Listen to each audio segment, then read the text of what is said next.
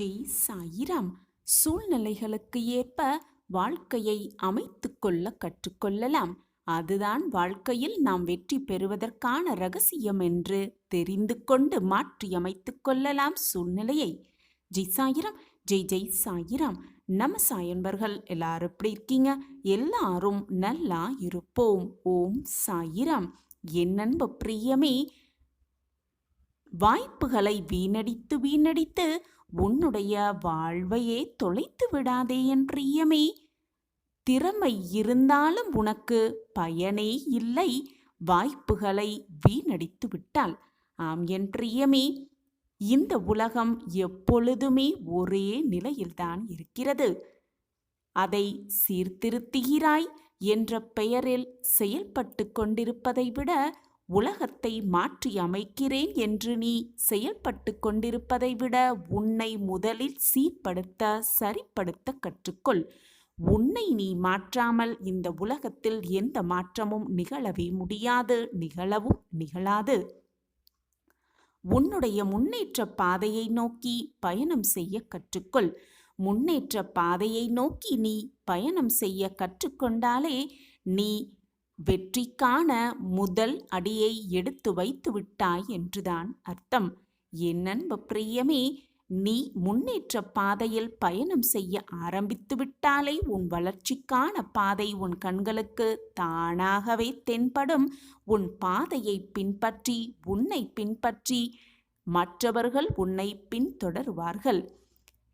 இன்று நீ எந்த நிலையில் இருக்கிறாயோ அந்த நிலை உனக்கு உண்டாவதற்கு முழுக்க முழுக்க நீதான் பொறுப்பு என்பதை தீர்க்கமாக நம்பு. அதே போல எதிர்காலத்தில் நீ எப்படி வாழ வேண்டும் என்று நினைக்கிறாயோ, எந்த எண்ணத்தில் நீ வாழ்ந்து கொண்டிருக்கிறாயோ அப்படி உன்னை மாற்றிக்கொள்வதும் உன் கையில்தான் இருக்கிறது என்பதுதான் உண்மை. ஏனென்றால் உன்னுடைய விதியை உருவாக்குவது வேறு யாரோ அல்ல என் பிரியமே, நீ மட்டும்தான். நீ மட்டும்தான் உன் விதியை உருவாக்கி கொண்டிருக்கிறாய். இந்த உண்மையை புரிந்து கொண்டு உணர்ந்து கொண்டு உன்னை நீயே மேன்மையானவராக மாற்றிக்கொள்ள கற்றுக்கொள். மேன்மையானவராக மாற்றிக்கொண்டாலே போதும், நீ விரும்பும் வாழ்வை உன்னால் நிச்சயமாக வாழ முடியும். வாழ்க்கையில் நீ விரும்புவதெல்லாம் நடக்காமல் போய்விட்டால், நீ விரும்புவதெல்லாம் நடக்காமல் அதற்கு நேர்மாறாக நீ விரும்பாததெல்லாம் நடக்கிறதே என்று எப்பொழுதும் வருத்தப்படாதே. விரும்பாதவை நடந்தாலும் அதை அப்படியே ஏற்றுக்கொள்ள மனதை பக்குவமாக வைத்துக்கொள். உனக்கு பிடிக்காததையும் சகித்து கொண்டு அனுபவிக்கும் போதுதான், உனக்கு பிடிக்காததையும் நீ சகித்து கொண்டு அதை அனுபவிக்கும் போதுதான் உனக்கு பிடித்ததை அடைவதற்கான வழிகளும் வாய்ப்புகளும் தீர்வுகளும் நிச்சயமாக எளிதில் கிடைக்கும் என்பதுதான் உண்மையிலும் உண்மை. தெளிந்து அறியும் எண்ணத்தையும் கருத்தின் தூய்மையையும் பக்கபலமாக கொண்டு அதை பக்கபலமாக கொண்டு நம்பிக்கையோடு பணியாற்றும் எவருமே எத்தகைய எதிர்ப்பையும் எதிர்கொண்டு வெற்றி பெறுவது என்பது அவர்களுக்கு மிக மிக சுலபமான காரியம் என்பதுதான் உண்மையிலும் உண்மை.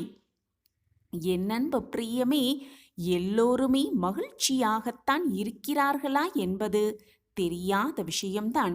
ஆனால் மகிழ்ச்சியாக இல்லாமல் யாரும் சந்தோஷமாக ஆக முடியாது என்ற மாபெரும் உண்மையை தெரிந்து கொள்ள கற்றுக்கொள். மகிழ்ச்சியாக இல்லாமல் யாரும் புன்னகையோடு இருக்கவே முடியாது. எப்பொழுதும் மகிழ்ச்சியாக இருக்க முயற்சி செய்ய பிரியமே. எப்பொழுதும் நீ மகிழ்ச்சியாக இருந்தால் நீ எதையும் தேடி செல்ல வேண்டிய அவசியமே இல்லை. நீ விரும்பும் அனைத்தும் உன்னை தானாகவே தேடி வரும். எல்லாவற்றுக்குமே அடிப்படை மகிழ்ச்சிதான் என்பதை தீர்க்கமாக நம்பு. ஆம் என் குழந்தா, இது தெரியாமல் திறமை இருந்தும் பயனே இல்லை. வெற்றி என்பது நீ போய் சேர வேண்டிய கடைசி புள்ளி அல்ல என் பிரியமே. அதுதான் வாழ்வின் கடைசி புள்ளி என்று மட்டும் எண்ணி விடாதே. அது ஒரு தொடர் பயணம்.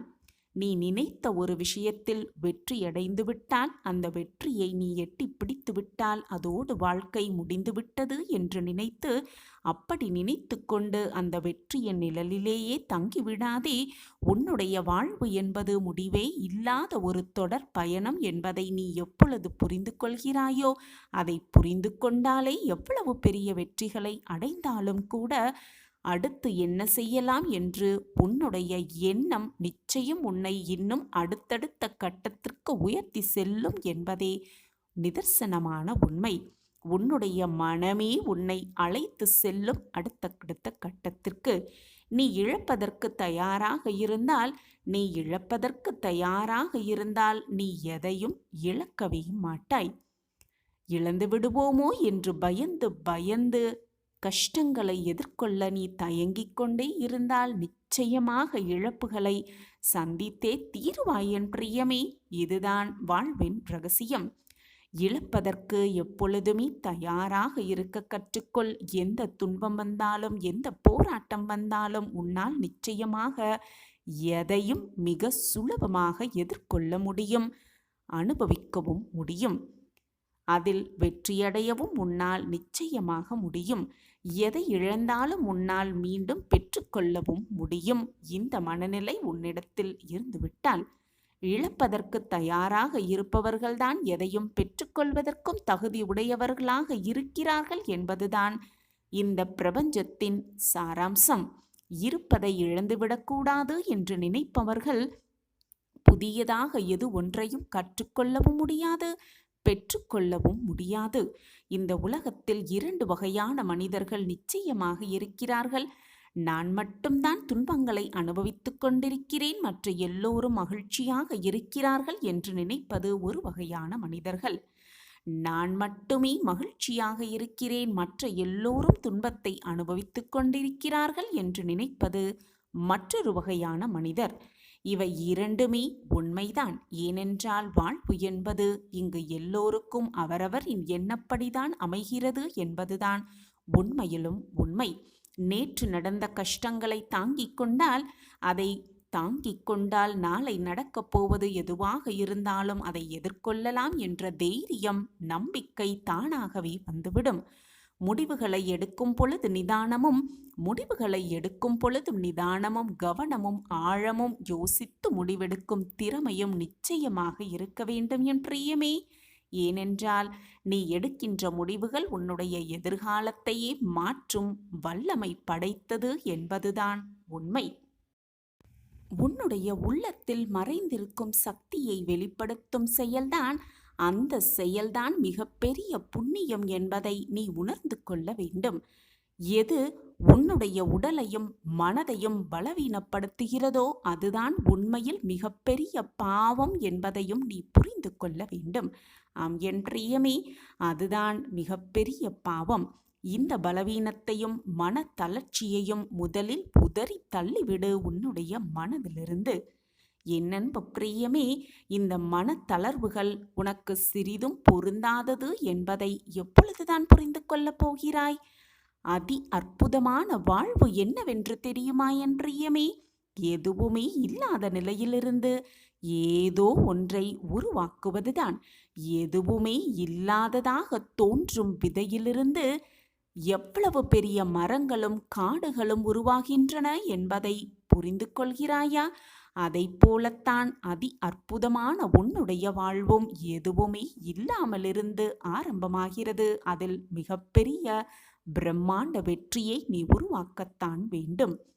உன்னுடைய அற்புதமான திறமைகளும் உன்னுடைய அதீதமான சக்திகளும் உனக்குள் அதீதமாகவே புதைந்து இருக்கிறது. அதை கொண்டு உனது வாழ்வை நீதான் உயர்த்தி கொள்ள வேண்டும், மிக பிரம்மாண்டமாக. உனக்கான ஒரு நல்ல நிகழ்வை, நற்செய்தியை உனக்கு கொடுப்பதற்காகவே உன்னை தேடி வந்திருக்கிறேன். என்னை உதாசீனப்படுத்தி விடாதே. இனி உன் மனம் நோகும்படி எதுவுமே நடக்காது, நடக்கவும் நான் விட்டுவிட மாட்டேன். நிராகரிக்காமல் நம்பிக்கையோடு இதை கேட்டுக்கொண்டிருக்கும் என் பிள்ளையே, இனி உன் மனம் நோகும்படி எதுவுமே நடக்காது. உன் வாழ்க்கைக்கான நல்லது கண்டிப்பாக உன்னை வந்து சேரும். நான் அதை உன்னிடம் சேர்த்து வைப்பேன். நீ நடப்பது, நீ விரும்பியது, நீ ஆசைப்பட்டது உனக்கு நடக்க வேண்டுமென்றால், கிடைக்க வேண்டுமென்றால், தவறான எண்ணங்களை நினைத்து முடங்கி கிடந்தால் எதுவுமே உனக்கு கைகூடாது. எது நடக்க வேண்டுமோ அது நடந்து விட்டதைப் போல ஒரு கற்பனை தோற்றத்தை உன் மனதில் உருவெடுத்துப் பார். நீ நினைத்தது எல்லாமே உனக்கு சாதகமாக நகழும், சாதகமாகவே நிகழும். வெற்றி பெற வேண்டும் என்று நினைத்து கொண்டிருப்பவன், வெற்றி பெற வேண்டும் என்ற நோக்கத்தோடு இருப்பவன் ஓட்டப்பந்தயத்தில் ஓட வேண்டும். வெளியே நின்று கொண்டு என்ன நடக்கிறது என்று பார்த்து கொண்டே இருப்பவனை விட எது நடந்தாலும் பரவாயில்லை என்று ஓட்டப்பந்தயத்தில் கலந்து கொள்பவன்தான் வெற்றி என்னும் இலக்கை அடைய முடியும். அதை விட்டுவிட்டு வெளியே நின்று கொண்டு விமர்சனம் செய்து மட்டு கொண்டே இருந்தால் எதுவுமே அடைய முடியாது, எதையுமே பெற்றுவிடவும் முடியாது. வாழ்க்கை என்னும் ஓட்டப்பந்தயத்தில் ஓடிக்கொண்டே இருந்தால்தான் வெற்றி என்னும் இலக்கை மிக சுலபமாக நாம் எட்டிப் பிடிக்கலாம். தோல்வி வந்துவிடுமோ என்று அஞ்சி மனக்குழப்பத்தோடு முடங்கி கிடப்பதும் அப்படியே இருப்பதும் நல்ல வாழ்வை தராது, வெற்றியையும் கொண்டு வந்து சேர்க்காது. தோற்றாலும் கூட, தோல்வி வந்து தழுவினாலும் கூட எதிர்த்து நிற்பவன்தான் மிக சீக்கிரத்தில் வெற்றி பயணத்தில் முதலிடத்தை பிடிப்பான். ஒரு செயலை செய்ய முடியாதவர்கள் அவர்களால் முடியாது என்று நினைத்து கொண்டிருப்பவர்கள் அதை மற்றவர்களாகவும் செய்ய இயலாது என்றுதான் சொல்வார்கள். சொல்பவர்கள் 1000 சொல்லிக் கொண்டு போகட்டும், அது அவர்களுடைய பழக்கம். 1000 சொன்னாலும் அவர்கள் பேச்சை காதில் வாங்கிக் கொள்ளாமல் உன்னுடைய செயலை நீ செய்து கொண்டே இரு. உனக்கு என்று எழுதப்பட்டது கண்டிப்பாக உன்னை வந்து சேரும். சில நேரங்களில் எதை பற்றுமே சிந்திக்காமல் பொருத்தமான உன்னுடைய வழியில் நீ சென்று கொண்டே இரு. உன்னுடைய பாதையில் பயணத்தை மேற்கொண்டே இரு. எது நடந்தாலும், யார் என்ன சொன்னாலும் அப்படியே தடங்கி நின்று விடாதே. தடங்கள் 1000 வந்தாலும் அப்படியே நின்று விடாதே. முன்னேறிக்கொண்டே இரு. உனக்கானது நிச்சயமாக உன்னை வந்து சேரும். வெற்றி உனக்கே. இனி உன் வாழ்வு ஒளிமயமாகவே மாறும். உனக்கு தகுந்த மாதிரி உன் வாழ்க்கையும் மாறிவிடும். இனி உன் மனம் நோகும்படி ஒன்றுமே நடக்காது, எதுவுமே நடக்கவும் முடியாது. கவலைப்படாதே. உன்னுடைய இந்த நிலை கூடிய விரைவில் மாறும். எதற்குமே கவலைப்படாதே. நீ செல்வ செழிப்போடு சகல சௌபாக்கியத்தையும் பெற்றுக்கொண்டு வளமாகவும் நலமாகவும் வாழ்வாய். நம்பிக்கையே இல்லாமல் நீ எதை செய்தாலும் அது உனக்கு வெற்றியை கொண்டு வந்து சேர்க்காது. யாராக இருப்பினும் என்னை புரிந்து கொள்ளாமல் என் மனதை நோகடித்து கொண்டே இருக்கிறார்களே என்று வருந்தாதே. நான் அவர்களை பார்த்து கொள்கிறேன். உன்னுடைய கோரிக்கைகள் எல்லாமே நிறைவேறப் போகிறது. உன் கனவுகளெல்லாம் மெய்ப்படப் போகிறது. வசதி வாய்ப்புகளெல்லாம் பல மடங்கு பெருகி நீடூழி வாழப் போகிறாய். உன்னை எந்த நேரத்திலும் நான் கைவிட மாட்டேன், விட்டுவிடவும் மாட்டேன். உனக்காகிறது என்பது, உனக்கான ஒன்று தாமதமாக கிடைக்கிறது என்றால், அல்லது நிராகரிக்கப்படுகிறது என்றால், அல்லது உன்னிடம் இருந்து அது தடுக்கப்படுகிறது என்றால், அதைவிட பிரம்மாண்டமான ஒன்று உன் கைகளில் சேரப்போகிறது. தடுக்கப்பட்டது உனக்கு தேவையில்லாதது என்பதை தீர்க்கமாக நம்பு. உனக்கு தடுக்கப்பட்டதை விட மேலாத ஒன்றை நான் உனக்கு ஏற்பாடு செய்து கொண்டிருக்கிறேன். அந்த ஏற்பாடுக்காகத்தான் இந்த கால தாமதமும் தடங்கல்களும் ஏற்பட்டிருக்கிறது என்பதை நம்பிக்கையோடு நம்பு. குழந்தையே, நீ நான் பெற்றெடுத்த என் அன்பு பொக்கிஷம் அல்லவா? நீ என்னுடைய செல்லமான பிள்ளை. உன்னை விட்டு நான் விலகுவேன் என்று எப்படி நீ நினைக்கலாம்? காரணமில்லாமல் உன் அப்பா உன் கண்களுக்கு தெரிந்திருக்க மாட்டேன். இன்று காட்சி கொடுத்திருக்கிறேன். ஏதோ ஒரு காரணத்திற்காகத்தான் உன் கண்களுக்கு உன் அப்பா பட்டிருக்கிறேன் என்பது புரிகிறதா? அதை உணர்ந்து கொள்ளும் நேரமும் உனக்கு நெருங்கி வரப்போகிறது. நம்பிக்கையோடு காத்திரு. உன் வாழ்வு பல மாற்றங்களை சந்திக்கவிருக்கிறது. நீ புண்ணியம் செய்த பாக்கியசாலி. அதனால்தான் உன் அப்பாவின் கண்கள் உன்மேல் பட்டிருக்கிறது. உன்னை வலுப்படுத்தவே, உன்னை வளர்ச்சியின் பாதையில் அழைத்து செல்லவே உன் சாயப்பா உன் வீட்டிற்கே வந்திருக்கிறேன். நீ அறிந்ததெல்லாம் இந்த ஒரு ஜென்மத்தில்தான் உன் அப்பா உன்னோடு இருக்கிறேன் என்பதைதான் அறிந்து கொண்டிருக்கிறாய். ஆனால் அப்படியல்ல, பல ஜென்மங்களாக நான் உன்னுடன் பயணித்து கொண்டுதான் இருக்கிறேன். உன் உயிரின் அகண்டமாய் உன்னுள் தான் நான் இருந்து கொண்டிருக்கிறேன். உனக்கானது அனைத்தும் உன்னிடம் வந்து சேரும்.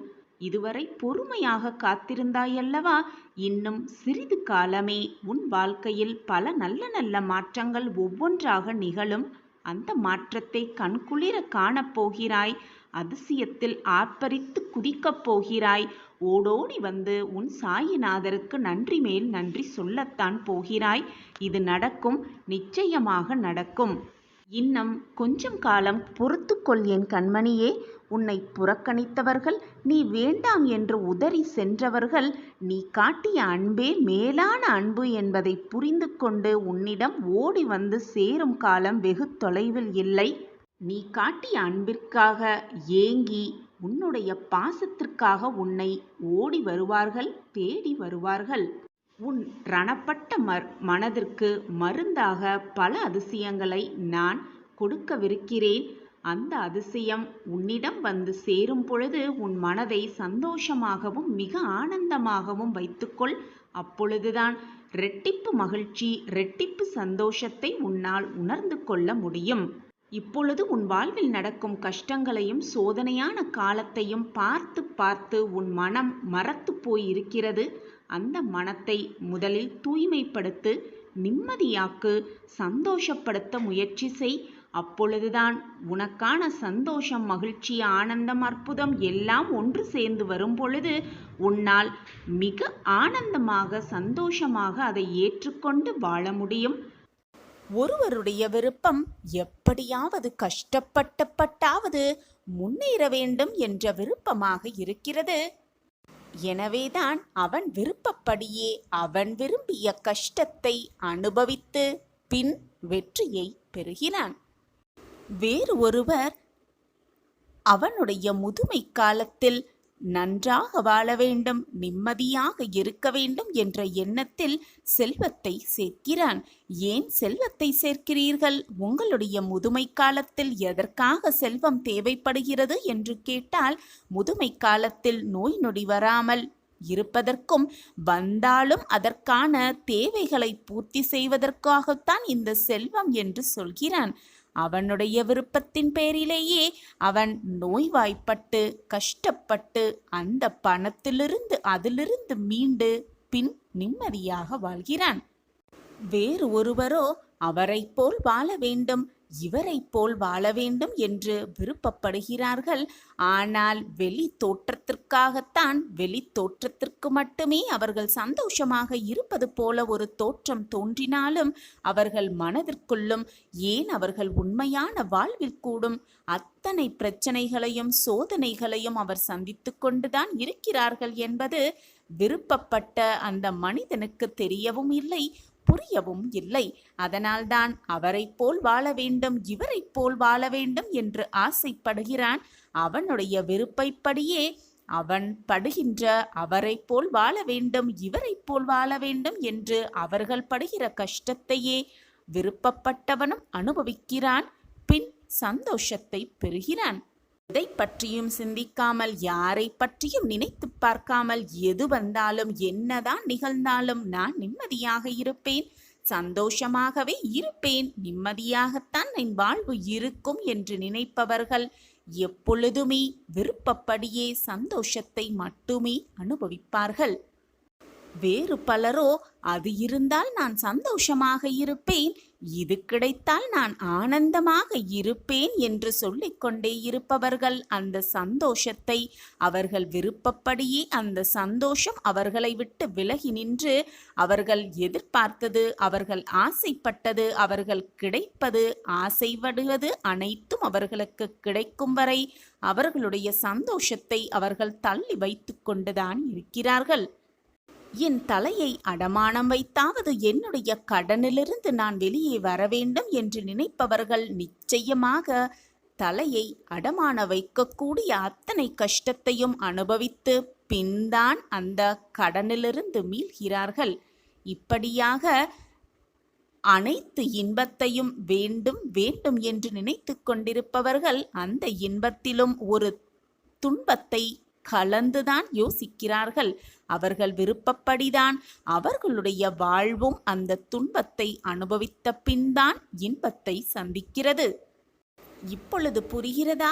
நீ விரும்பியபடியே உனக்கு நடக்கும் என்று நான் உனக்கு கூறுவது இப்பொழுது உனக்கு புரிகிறதா?